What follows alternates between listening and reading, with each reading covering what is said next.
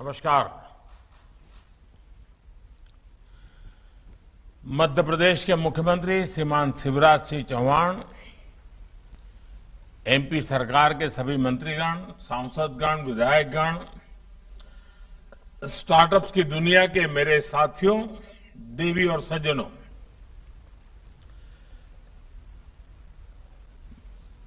आप सबने देखा होगा शायद मैं मध्य प्रदेश की युवा प्रतिभाओं से,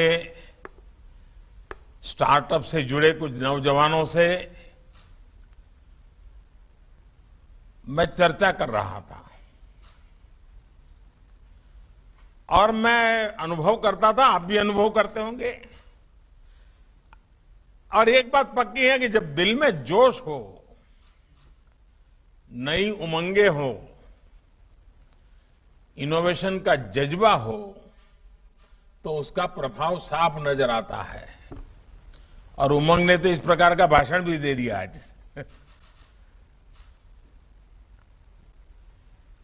आप सबसे मुझे जो बात करने का अवसर मिला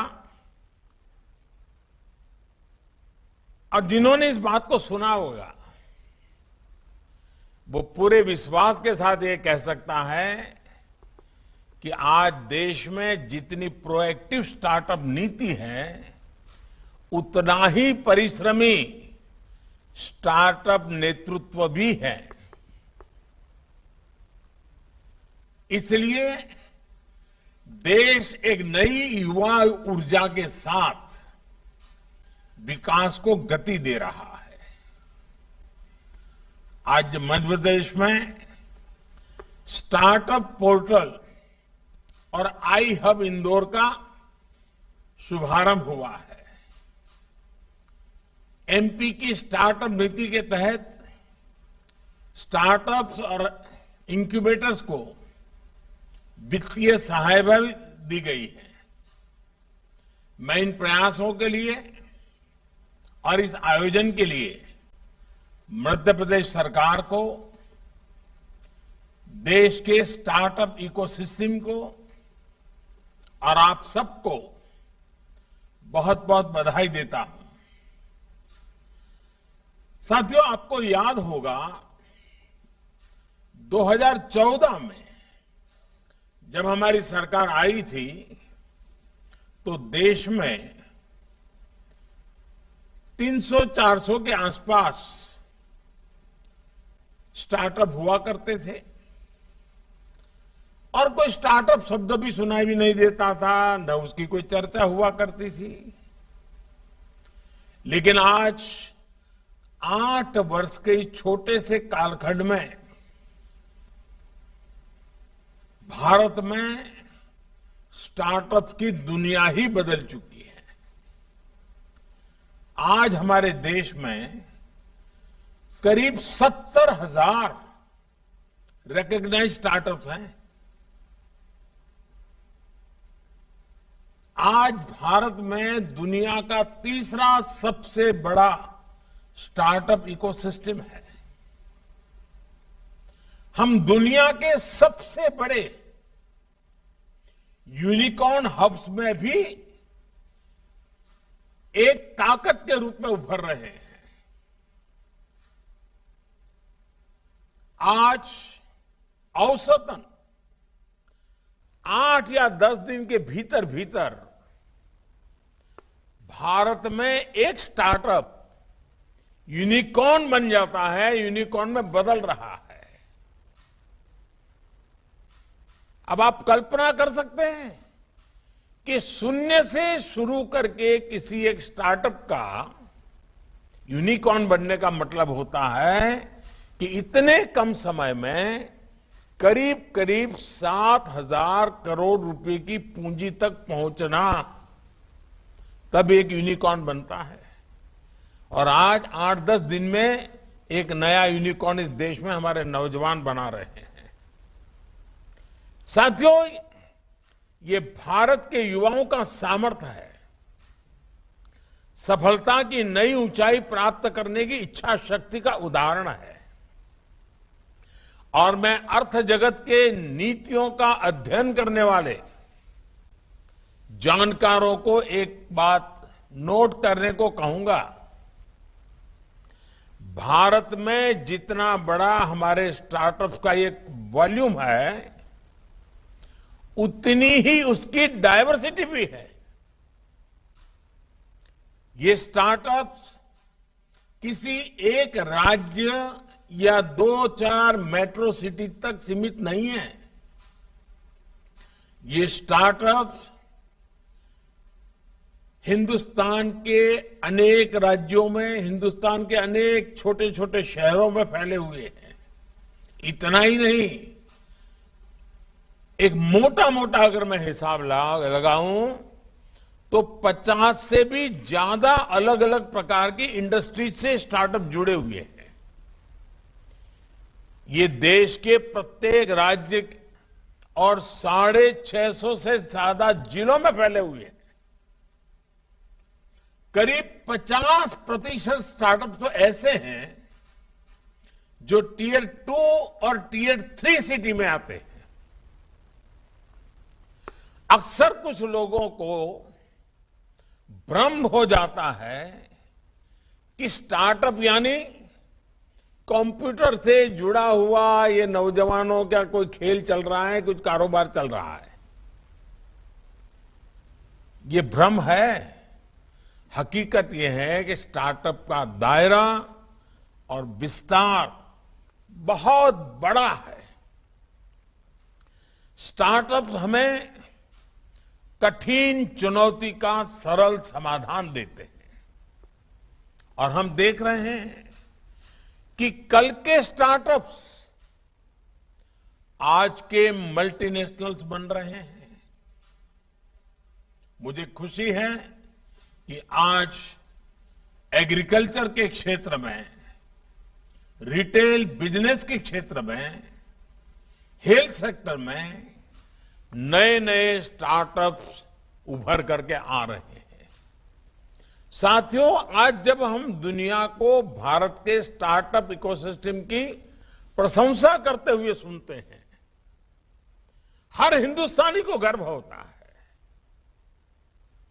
लेकिन साथियों, एक सवाल भी है। 8 साल पहले तक जो स्टार्टअप शब्द कुछ गलियारों में ही, कुछ टेक्निकल वर्ड के गलियारों में ही चर्चा का हिस्सा था, वो आज सामान्य भारतीय युवा के सपने पूरे करने का एक सशक्त माध्यम, ये उनकी रोजमर्रा की बातचीत का हिस्सा कैसे हो गया? ये बड़ा शिफ्ट कैसे आया? अचानक नहीं आया है। एक सोची समझी रणनीति के तहत स्पष्ट लक्ष्य, निर्धारित दिशा, उन सब का परिणाम है। और मैं जरूर चाहूंगा कि आज जब मैं स्टार्टअप की दुनिया के नौजवानों से मिला हूं और इंदौर जैसी धरती मेरे सामने हो, तो मुझे लगता है कि मैं भी कुछ बातें आपको आज बताऊं। आज जिसको स्टार्टअप क्रांति माना जा रहा है, उसने आकार कैसे लिया? मैं समझता हूं हर नौजवान को ये जानना बहुत बड़ी जरूरी है और ये अपने आप में एक प्रेरणा भी है। आजादी के अमृत काल के लिए ये बहुत बड़ा प्रोत्साहन भी है। साथियों, भारत में नया करने की, नए आइडिया से समस्याओं के समाधान की ललक हमेशा रही है। ये हमने अपनी आईटी रिवॉल्यूशन के दौर में भली भांति अनुभव किया है। लेकिन दुर्भाग्य से जितना प्रोत्साहन, जितना समर्थन उस दौर में हमारे युवाओं को मिलना चाहिए था, उतना मिला नहीं। आवश्यकता इस बात की थी कि आईटी रिवॉल्यूशन से बने माहौल को चैनलाइज किया जाता, एक डायरेक्शन दिया जाता लेकिन नहीं हो पाया। हमने देखा कि पूरा एक दशक बड़े बड़े घोटालों में, पॉलिसी पैरालिसिस में, नेपोटिज्म में इस देश के एक पीढ़ी के सपनों को तबाह कर गया।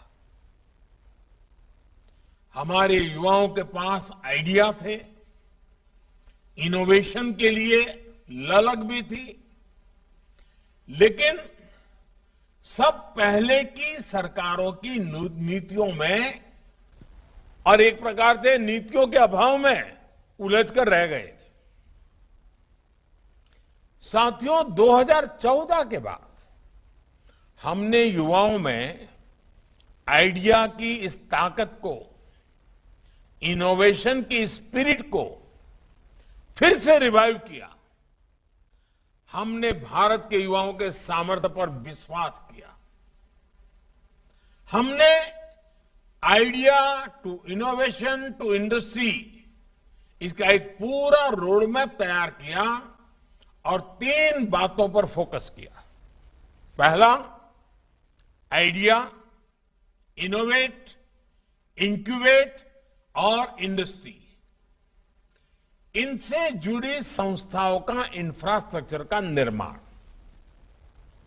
दूसरा, सरकारी प्रक्रियाओं का सरलीकरण।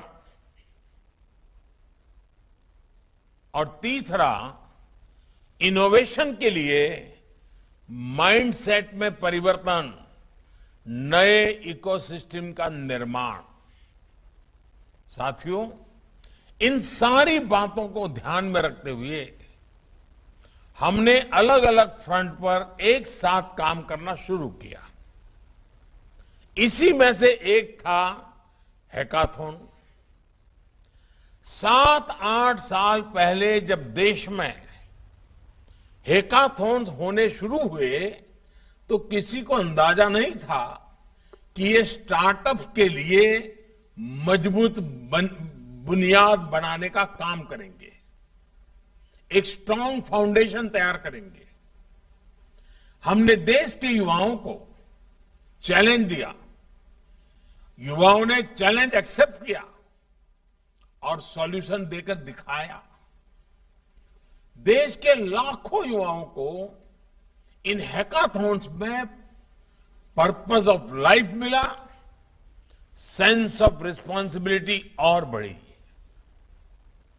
इससे उनमें ही विश्वास जगा कि जिन रोजमर्रा की समस्याओं से देश जूझ रहा है उसे वो दूर करने में अपना योगदान दे सकते हैं। इस भावना ने स्टार्टअप्स के लिए एक तरह से लॉन्च पैड का काम किया। सिर्फ सरकार के स्मार्ट इंडिया हैकाथॉन में ही, आपको जानकर आप में से शायद कुछ लोग उसमें जुड़े होंगे, मेरे जो सामने बैठे हैं, स्मार्ट इंडिया हैकाथॉन में ही बीते सालों में लगभग 15 लाख ऐसे टैलेंटेड युवा साथी उसके साथ जुड़े हैं। मुझे याद है कि ऐसे ही हैकाथॉन्स में, क्योंकि मुझे भी बड़ा अच्छा लगता था, नई नई चीजें समझने को मिलती थी, जानने को मिलती थी, तो मैं 2-2 दिन तक ये युवाओं के इस हैकाथॉन की गतिविधि को बारीकी से नजर रखता था, देखता था। रात को 12-12 बजे, 1-1, 2-2 बजे उनके साथ गप्पे गोष्ठी करता था, उनके जुनून को देखता था, वो क्या करते हैं, कैसे जूझते हैं, अपनी सफलता पर कितने खुश होते हैं, ये सारी बातें मैं देखता था, मैं फील करता था। और मुझे खुशी है कि आज भी देश के किसी ना किसी हिस्से में हर रोज कोई न कोई एक हैकाथॉन चल रहा है, हो रहा है। यानी स्टार्टअप्स के निर्माण की शुरुआती प्रक्रिया पर देश निरंतर काम कर रहा है। साथियों, 7 साल पहले स्टार्टअप इंडिया अभियान आइडिया टू इंडस्ट्री को इंस्टीट्यूशनलाइज करने की तरफ एक बड़ा कदम था। आज ये आइडिया की हैंड होल्डिंग और हैंड होल्डिंग कर उसमें इंडस्ट्री में बदलने का बहुत बड़ा माध्यम बन चुका है। इसके अगले साल हमने देश में इनोवेशन का माइंडसेट विकसित करने के लिए अटल इनोवेशन मिशन शुरू किया। इसके तहत स्कूलों में अटल टिंकरिंग लैब से लेकर यूनिवर्सिटीज में इंक्यूबेशन सेंटर्स और हैकेथॉन जैसा एक बहुत बड़ा इकोसिस्टम तैयार किया जा रहा है। आज देश भर के 10,000 से अधिक स्कूलों में अटल टिंकरिंग लैब चल रहे हैं। इनमें 75 लाख से अधिक बच्चे आधुनिक टेक्नोलॉजी से रूबरू हो रहे हैं, इनोवेशन की एबीसीडी सीख रहे हैं। देश भर में बन रही ये अटल टिंकरिंग लैब्स एक प्रकार से स्टार्टअप की नर्सरी के रूप में काम कर रही है। जब विद्यार्थी कॉलेज पहुंचे तो उसके पास जो नया आइडिया होगा उसको इंक्यूबेट करने के लिए देश में 700 से अधिक अटल इंक्यूबेशन सेंटर्स तैयार हो चुके हैं।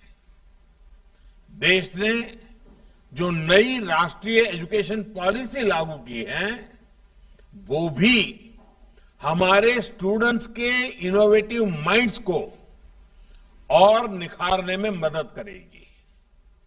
साथियों, इंक्यूबेशन के साथ ही स्टार्टअप के लिए फंडिंग भी बहुत अहम है। इसमें उन्हें सरकार की ठोस नीतियों की वजह से मदद मिली। सरकार ने अपनी तरफ से एक फंड ऑफ फंड्स तो बनाना ही, स्टार्टअप को प्राइवेट सेक्टर से एंगेज करने के लिए अलग अलग प्लेटफॉर्म भी तैयार किए। ऐसे ही कदमों से आज हजारों करोड़ रुपए का प्राइवेट निवेश भी स्टार्टअप इकोसिस्टम में इंजेक्ट हो रहा है और ये दिनों दिन बढ़ रहा है। साथियों, बीते वर्षों में टैक्स छूट देने से लेकर दूसरे इंसेंटिव देने तक देश में अनेकों रिफॉर्म्स लगातार किए गए हैं। स्पेस सेक्टर में मैपिंग, ड्रोन्स यानी टेक्नोलॉजी की ऊंचाई तक पहुंचने वाले ऐसे अनेक सेक्टर्स, उसमें जिस प्रकार से रिफॉर्म्स किए हैं उसमें स्टार्टअप्स के लिए नए क्षेत्रों के द्वार खुल गए हैं। साथियों, हमने स्टार्टअप्स की एक और जरूरत को प्राथमिकता दी है। स्टार्टअप बन गया, उनकी सर्विस, उनके प्रोडक्ट आसानी से बाजार में आए, सरकार के रूप में एक बड़ा खरीदार उनको मिले। इसके लिए भारत सरकार द्वारा जेम पोर्टल पर विशेष प्रावधान किया गया। आज जेम पोर्टल पर 13,000 से अधिक स्टार्टअप रजिस्टर हैं और आपको जानकर अच्छा लगेगा कि इस पोर्टल पर स्टार्टअप्स ने 6,500 करोड़ रुपए से अधिक का बिजनेस किया है। साथियों, एक और बड़ा काम जो हुआ है वो आधुनिक इंफ्रास्ट्रक्चर का है। डिजिटल इंडिया ने स्टार्टअप इकोसिस्टम के विस्तार में बहुत बल दिया। सस्ते स्मार्टफोन और सस्ते डेटा ने गांव के गरीब और मिडिल क्लास को भी कनेक्ट किया। इससे स्टार्टअप के लिए नए एवेन्यू, नए मार्केट खुल गए हैं। आइडिया टू इंडस्ट्री के ऐसे ही प्रयासों के कारण आज स्टार्टअप्स और यूनिकॉर्न देश के लाखों युवाओं को रोजगार दे रहे हैं। साथियों, स्टार्टअप अपने आप में नित्य नूतन होता है। ये बीते हुए कल की बात नहीं करता। स्टार्टअप का मूलभूत कैरेक्टर है वो हमेशा भविष्य की बात करता है। आज क्लीन एनर्जी और क्लाइमेट चेंज से लेकर हेल्थ केयर तक ऐसे सभी क्षेत्रों में स्टार्टअप के लिए इनोवेशन के इन्फिनिट अवसर हैं। हमारे देश में टूरिज्म का जो पोटेंशियल है उसे बढ़ाने में भी स्टार्टअप्स की बड़ी भूमिका है। इसी तरह local for vocal, vocal for local, vocal for local के जन आंदोलन को मजबूत करने के लिए भी स्टार्टअप्स बहुत कुछ कर सकते हैं। हमारे देश के जो कुटीर उद्योग है, हथकरघा और बुनकरों का जो शानदार काम होता है, उसकी ब्रांडिंग में उसे अंतर्राष्ट्रीय बाजार तक पहुंचाने के लिए भी हमारे स्टार्टअप्स एक बहुत बड़ा नेटवर्क, बहुत बड़ा प्लेटफॉर्म दुनिया के सामने लेकर के आ सकते हैं। भारत के हमारे आदिवासी भाई बहन, वनवासी भाई बहन इतने सारे खूबसूरत प्रोडक्ट्स बनाते हैं, वो भी स्टार्टअप के लिए काम करने के लिए एक बहुत बड़ा विकल्प, नया फील्ड बन सकता है। इसी तरह आप जानते हैं कि भारत मोबाइल गेमिंग के मामले में दुनिया के टॉप 5 देशों में है। भारत की गेमिंग इंडस्ट्री की ग्रोथ रेट 40% से भी ज्यादा है। इस बार के बजट में हमने एवीजीसी यानी कि एनिमेशन, विजुअल इफेक्ट, गेमिंग और कॉमिक, इस सेक्टर को सपोर्ट पर भी जोर दिया है। भारत के स्टार्टअप्स के लिए भी एक बड़ा सेक्टर है जिसका वो नेतृत्व कर सकते हैं। ऐसे ही एक सेक्टर है टॉय इंडस्ट्री। टॉयज को लेकर भारत की बहुत समृद्ध विरासत रही है। भारत के स्टार्टअप्स इसे सारी दुनिया के आकर्षण का केंद्र बना सकते हैं। अभी टॉयज के ग्लोबल मार्केट शेयर में भारत का योगदान सिर्फ 1% से भी कम है। इसे बढ़ाने में भी मेरे देश के नौजवान, मेरे देश के आइडियाज को लेकर के जी रहे नौजवान स्टार्टअप लेकर के आए, बहुत बड़ा योगदान कर सकते हैं। मुझे ये देखकर बहुत अच्छा लगता है कि भारत के 800 से ज्यादा स्टार्टअप्स, आपको भी सुनकर के खुशी होगी, 800 से ज्यादा स्टार्टअप्स खेलकूद के काम में, स्पोर्ट्स से जुड़े हुए हैं। किसी ने सोचा नहीं होगा कि ये भी एक क्षेत्र है। इसमें भी जिस प्रकार से भारत में एक स्पोर्ट्समैन का कल्चर खड़ा हो रहा है, स्पोर्ट्स का स्पिरिट पैदा हुआ है, स्टार्टअप के लिए इस क्षेत्र में भी अनेक संभावनाएं हैं। साथियों, हमें देश की सफलता को नई गति देनी है, नई ऊंचाई देनी है। आज भारत G20 देशों में फास्टेस्ट ग्रोइंग इकोनॉमी है। दुनिया की तीसरी सबसे बड़ी अर्थव्यवस्था भारत की है। आज भारत स्मार्टफोन डेटा कंज्यूमर के मामले में दुनिया में पहले नंबर पे है। इंटरनेट यूजर्स के मामले में भारत दुनिया में दूसरे नंबर पर है। आज भारत ग्लोबल रिटेल इंडेक्स में दूसरे पायदान पर खड़ा है। भारत दुनिया का तीसरा सबसे बड़ा एनर्जी कंज्यूमर देश है। दुनिया का तीसरा सबसे बड़ा कंज्यूमर मार्केट भारत में है। भारत ने बीते वित्तीय वर्ष में $470 बिलियन यानी 30 लाख करोड़ रुपए से ज्यादा का मर्केंडाइज एक्सपोर्ट करके नया रिकॉर्ड बनाया है। भारत आज अपने इंफ्रास्ट्रक्चर को आधुनिक बनाने के लिए जितना इन्वेस्ट कर रहा है उतना पहले कभी नहीं हुआ है। भारत का अभूतपूर्व जोर आज ईज ऑफ लिविंग पर भी है और ईज ऑफ डूइंग बिजनेस पर भी है। ये सारी बातें किसी भी भारतीय को गर्व से भर देगी। ये सारे प्रयास एक विश्वास जगाते हैं। भारत की ग्रोथ स्टोरी, भारत की सक्सेस स्टोरी अब इस दशक में एक नई ऊर्जा के साथ आगे बढ़ेगी। ये समय आजादी के अमृत महोत्सव का है। हम अपनी आजादी के 75 वर्ष का पर्व मना रहे हैं। आज हम जो भी करेंगे उससे नए भारत का भविष्य तय होगा, देश की दिशा तय होगी। आपने इन सामूहिक प्रयासों से